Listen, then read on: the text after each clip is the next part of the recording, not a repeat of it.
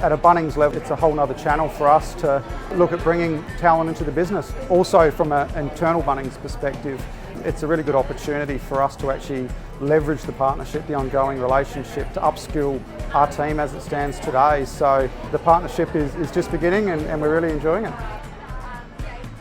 It's really around us thinking differently in BHP around how we think about bringing diverse talent and different talent into BHP. And we see SheCodes being a real partner in helping pathway and to help find talent pools for us, but also most importantly introducing more talent into a really constrained market that we're seeing in both Perth and Brisbane. We're a big mining company that's incredibly good at what it does, but we've often thought quite traditionally about the way we think about recruitment and the way we think about attracting talent. We think about partnership at a few different levels.